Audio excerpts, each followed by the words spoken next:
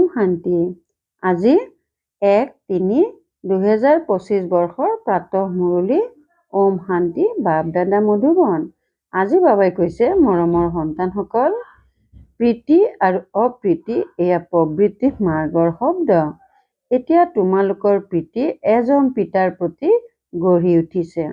তোমালোক সন্তানসকল নিৰন্তৰ পিতাৰ স্মৃতিত থাকা। প্ৰশ্ন, স্মৃতিৰ যাত্ৰাক অন্য কি নাম দিবা? উত্তৰ, স্মৃতিৰ যাত্ৰা হৈছে প্ৰীতিৰ যাত্ৰা। যিসকলৰ বুদ্ধি অপ্ৰীতিকৰ, তেওঁলোকৰ পৰা নাম ৰূপত আবদ্ধ হোৱাৰ দুৰ্গন্ধ আহে। তেওঁলোকৰ বুদ্ধি তমোপ্ৰধান হৈ যায়। যাৰ প্ৰীতি এজন পিতাৰ প্ৰতি আছে, তেওঁ জ্ঞান দান কৰি থাকিব। কোনো দেহধাৰীৰ প্ৰতি তেওঁৰ প্ৰীতি থাকিব নোৱাৰে। গীত। এই সময় অতিবাহিত হৈ গৈ আছে। ওম শান্তি। পিতাই সন্তানসকলক বুজাই আছে, এতিয়া ইয়াক স্মৃতিৰ যাত্ৰা বুলিও ক'ব পাৰা আৰু প্ৰীতিৰ যাত্ৰা বুলিও ক'ব পাৰা। মনুষ্যটো সেইবোৰ যাত্ৰাত যায়। এয়া যিবোৰ ৰচনা আছে, তাৰ যাত্ৰাত যায়। ভিন্ন ভিন্ন ৰচনা নাই জানো? ৰচয়িতাকতো কোনেও নাজানেই। এতিয়া তোমালোকে ৰচয়িতা পিতাক জানা। সেই পিতাৰ স্মৃতিত তোমালোক কেতিয়াও থমকি ৰৈ যাব নালাগে। তোমালোকে যাত্ৰা পাইছা স্মৃতিৰ। ইয়াক স্মৃতিৰ যাত্ৰা অথবা প্ৰীতিৰ যাত্ৰা বুলি কোৱা হয়। যাৰ প্ৰীতি বেছি হ'ব, তেওঁ যাত্ৰাও ভালকৈ কৰিব। যিমানেই প্ৰীতিৰে যাত্ৰাত থাকিব, পবিত্ৰও হৈ গৈ থাকিব। শিৱ ভগৱানো বাছ হয় নহয়। বিনাশ কালত অপ্ৰীতিকৰ বুদ্ধি আৰু বিনাশ কালত প্ৰীতি বুদ্ধি। তোমালোক সন্তানসকলে জানা, এতিয়া হৈছে বিনাশ কাল। এয়া সেয়াই গীতাৰ আখ্যান চলি আছে। বাবাই শ্ৰীকৃষ্ণৰ গীতা আৰু ত্ৰিমূৰ্তি শিৱৰ গীতাৰ পাৰ্থক্যও শুনাইছে। এতিয়া গীতাৰ ভগৱান কোন? পৰমপিতা শিৱ ভগৱানো বাছ। কেৱল শিৱ শব্দটি লিখিব নালাগে, কিয়নো শিৱ নামটো বহুতৰে আছে। সেয়েহে পৰমপিতা পৰমাত্মা বুলি লিখাৰ কাৰণে তেওঁ সৰ্বোচ্চ হৈ গ'ল। পৰমপিতা বুলিতো কোনেও নিজক ক'ব নোৱাৰে। সন্ন্যাসী লোকসকলে শিৱ হ'ম, অৰ্থাৎ ময়েই শিৱ বুলি কৈ দিয়ে। তেওঁলোকেতো পিতাক স্মৰণো কৰিব নোৱাৰে। পিতাক নাজানেই। পিতাৰ প্ৰতি প্ৰীতি নায়েই। প্ৰীতি আৰু অপ্ৰীতি এয়া প্ৰবৃত্তি মাৰ্গৰ কাৰণে। কিছুমান সন্তানৰ পিতাৰ প্ৰতি প্ৰীতি বুদ্ধি থাকে, কিছুমানৰ অপ্ৰীতিকৰ বুদ্ধিও থাকে। তোমালোকৰ মাজতো এনেকুৱা আছে।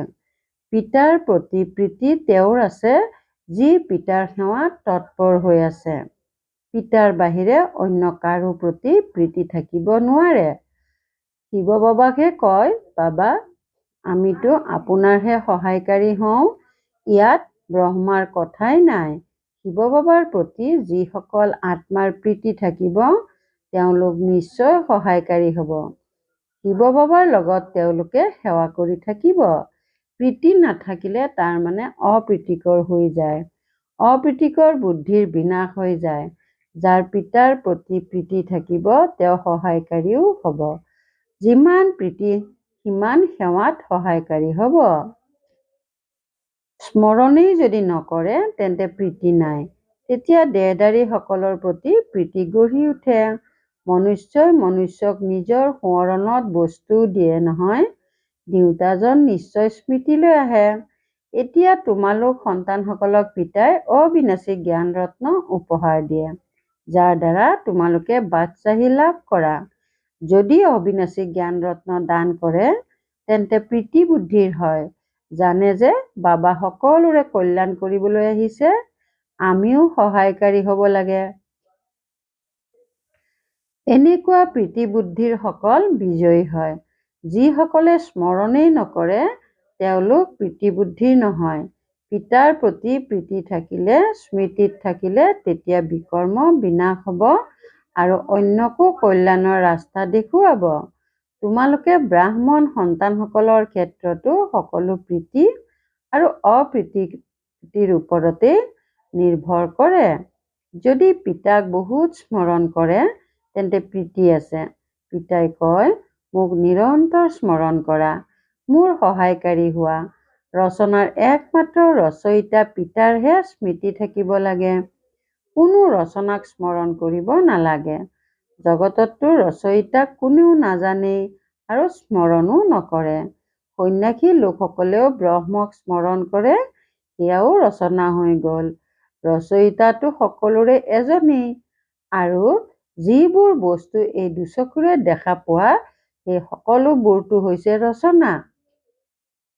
যাক দেখা পোৱা নাযায় তেওঁ হৈছে ৰচয়িতা পিতা। ব্ৰহ্মা, বিষ্ণু, শংকৰৰো চিত্ৰ আছে, তেওঁলোকো ৰচনা। বাবাই যি চিত্ৰ তৈয়াৰ কৰিবলৈ কৈছে, ওপৰত লিখিব লাগে পৰম পিতা পৰমাত্মা ত্ৰিমূৰ্তি শিৱ ভগৱানো বাছ। যদিও কোনোবাই নিজকে ভগৱান বুলি কয় কিন্তু পৰম পিতা বুলি ক'ব নোৱাৰে।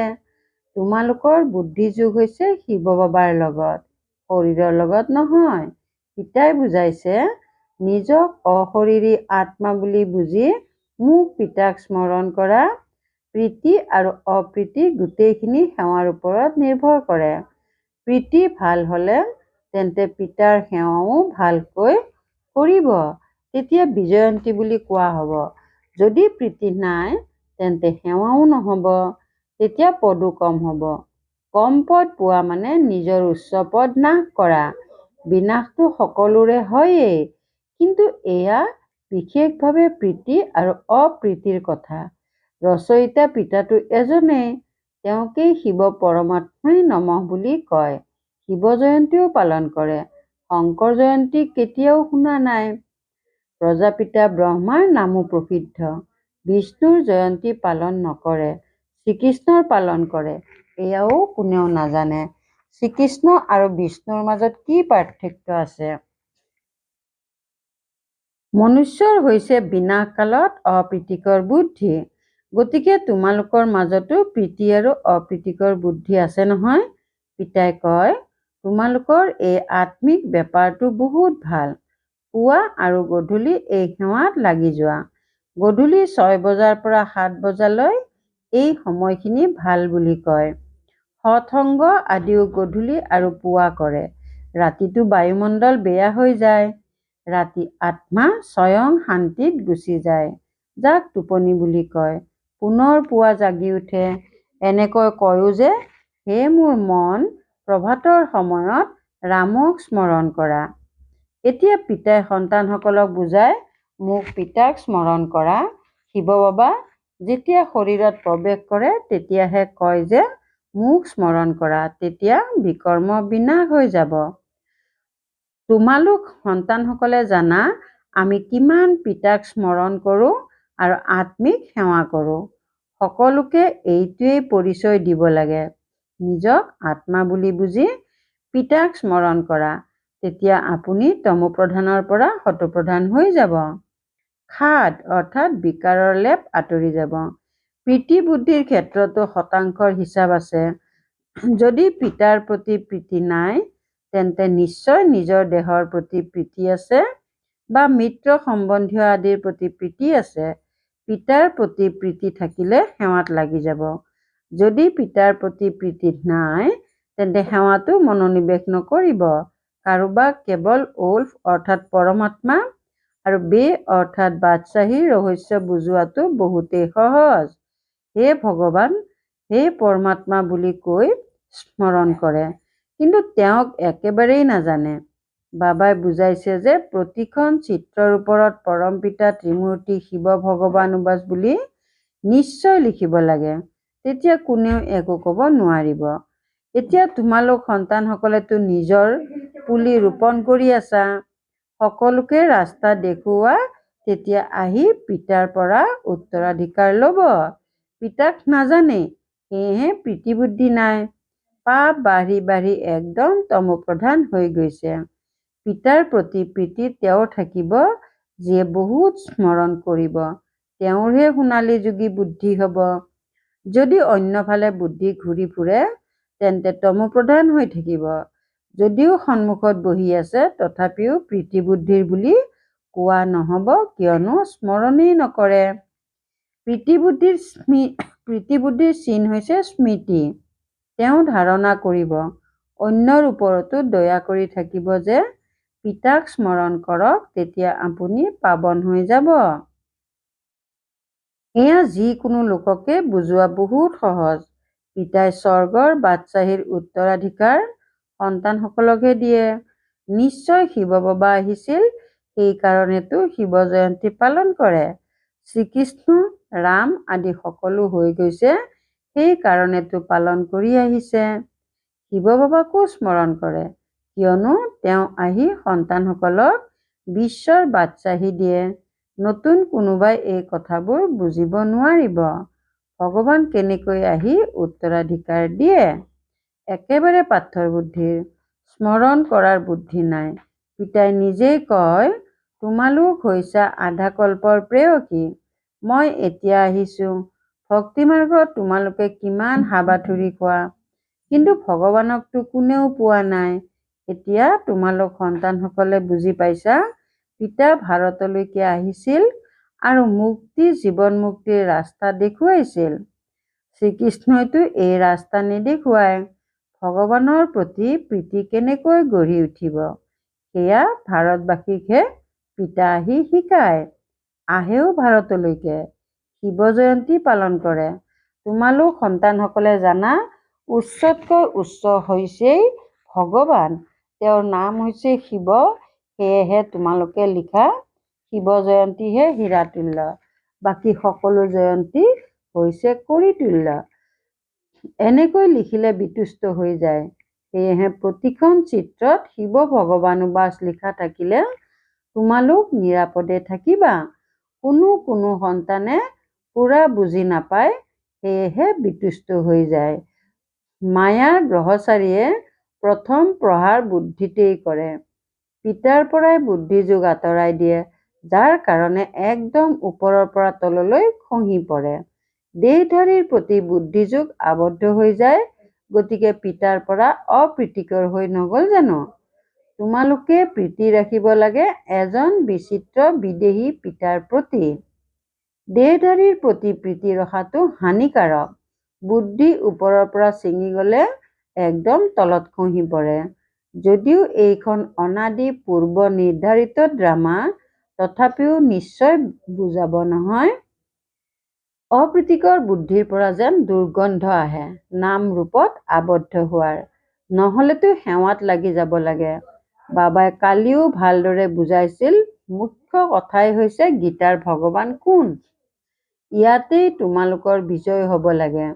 তোমালোকে সোধা যে গীতাৰ ভগৱান শিৱ নে শ্ৰীকৃষ্ণ? সুখ দেউতা কোন? সুখ দেউতাটো হৈছে শিৱ, গতিকে তেওঁক ভোট দিব লাগে। তেওঁৰেই মহিমা আছে। এতিয়া ভোট দিয়া গীতাৰ ভগৱান কোন? শিৱক ভোট দেউতাসকলক কোৱা হব প্ৰীতি বুদ্ধিৰ। এয়াতো বহুত ডাঙৰ নিৰ্বাচন।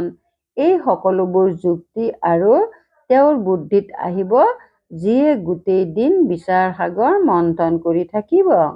কিছুমান সন্তান আগুৱাই গৈ থাকোতে বিতুষ্ট হৈ যায়। এতিয়াই চোৱা প্ৰীতি আছে, এতিয়াই চোৱা প্ৰীতি ছিঙি যায়, বিতুষ্ট হৈ যায়। কোনোবা কথাত বিতুষ্ট হৈ গলে তেতিয়া কেতিয়াও স্মৰণেই নকৰিব, চিঠিও নিলিখিব, তাৰমানে প্ৰীতি নাই। গতিকে বাবাইও 6-8 মাহ চিঠি নিলিখিব। বাবা কালৰো কাল নহয় জানো? লগত ধৰ্মৰজাও আছে। যদি পিতাক স্মৰণ কৰাৰ সময় নাই, তেন্তে তুমি কি পদ পাবা? পদ ভ্ৰষ্ট হৈ যাব। আৰম্ভণিতে বাবাই বৰ যুক্তিৰে পদৰ কথা শুনাইছিল। এতিয়া জানো তেওঁলোক আছে? এতিয়াতো আকৌ মালা তৈয়াৰ হব। সেৱাধাৰীসকলৰতো বাবাও মহিমা গাই থাকিব। যিয়ে নিজে ৰজা হব, তেওঁ কব মোৰ সমগোত্ৰীয় সকলো হওক, এওঁলোকেও মোৰ দৰে ৰাজ্য কৰক। ৰজাক অন্নদাতা, মাতা পিতা বুলি কয়। এতিয়া মাতাটো হৈছে জগদম্বা। তেওঁৰ দ্বাৰা তোমালোকে অপাৰ সুখ পোৱা। তোমালোকে পুৰুষাৰ্থৰে উচ্চ পদ লব লাগে। দিনে প্ৰতিদিনে তোমালোক সন্তানসকলে জানি গৈ থাকিবা কোন কি হব। সেৱা কৰিলে পিতাইও তেওঁক স্মৰণ কৰিব। সেৱাই যদি নকৰে তেন্তে পিতাই কিয় স্মৰণ কৰিব? পিতাই সেইসকল সন্তানক স্মৰণ কৰিব যিসকল প্ৰীতিবুদ্ধিৰ হ'ব। পিতাই এয়াও বুজাইছে, কোনোবাই দিয়া বস্তু পিন্ধিলে তেতিয়া তেওঁ স্মৃতিলৈ নিশ্চয় আহিব। বাবাৰ ভঁৰালৰ পৰা ল'লে তেতিয়া শিৱ বাবা স্মৃতিলৈ আহিব। বাবাই নিজৰ অনুভৱ শুনায়, নিশ্চয় স্মৃতিলৈ আহে। সেইবাবে কোনোবাই দিয়া বস্তু ৰাখিব নালাগে। ভাল বাৰু, অতি মৰমৰ কল্পৰ পাছত পুনৰাই মিলিত হোৱা সন্তানসকলৰ প্ৰতি মাতা পিতা বাপ দাদাৰ স্নেহপূৰ্ণ স্মৰণ আৰু সুপ্ৰভাত। আত্মিক পিতাৰ আত্মিক সন্তানসকলক নমস্কাৰ। ধাৰণাৰ বাবে মুখ্য সাৰ 1 নম্বৰ, এজন বিদেহী বিচিত্ৰ পিতাৰ সৈতে অন্তৰৰ সঁচা প্ৰীতি ৰাখিব লাগে। সদায় ধ্যান ৰাখিব লাগে যাতে মায়াৰ গ্ৰহচাৰীয়েও কেতিয়াও বুদ্ধিক প্ৰহাৰ কৰি নিদিয়ে। 2 নম্বৰ, কেতিয়াও পিতাৰ প্ৰতি বিতুষ্ট হ'ব নালাগে। সেৱাৰ যোগ্য হৈ নিজৰ ভৱিষ্যত উচ্চ কৰি তুলিব লাগে। কোনোবাই দিয়া বস্তু নিজৰ ওচৰত ৰাখিব নালাগে। বৰদান, শুদ্ধিৰ বিধিৰে দুৰ্গ শক্তিশালী কৰোঁতা সদায় বিজয়ী আৰু নিৰ্বিঘ্ন হোৱা। শুদ্ধিৰ বিধিৰে দুৰ্গ শক্তিশালী কৰোঁতা সদায় বিজয়ী আৰু নিৰ্বিঘ্ন হোৱা। এই দুৰ্গত প্ৰত্যেক আত্মা সদায় বিজয়ী আৰু নিৰ্বিঘ্ন হৈ যাওক। ইয়াৰ বাবে বিশেষ সময়ত চাৰিওফালে একেলগে যোগৰ কাৰ্যক্ৰম ৰাখা। তেতিয়া কোনেও এই তাঁৰ কাটিব নোৱাৰিব, কিয়নো যিমানেই সেৱা বৃদ্ধি কৰি যাবা সিমানে মায়াই নিজৰ কৰি তুলিবলৈ চেষ্টাও কৰিব। সেইকাৰণে যেনেকৈ কোনো কাৰ্য আৰম্ভ কৰাৰ সময়ত শুদ্ধিৰ বিধি প্ৰয়োগ কৰা, তেনেকৈ সংগঠিত ৰূপত তোমালোক সকলো শ্ৰেষ্ঠ আত্মাৰ এতিয়াই শুদ্ধ সংকল্প হওক বিজয়ী। এয়া হৈছে শুদ্ধিৰ বিধি, যাৰ দ্বাৰা দুৰ্গ শক্তিশালী হৈ যাব। শ্লোগান, যুক্তিযুক্ত বা যথাৰ্থ সেৱাৰ প্ৰত্যক্ষ ফল হৈছে আনন্দ। যুক্তিযুক্ত বা যথাৰ্থ সেৱাৰ প্ৰত্যক্ষ ফল হৈছে আনন্দ। ওম শান্তি।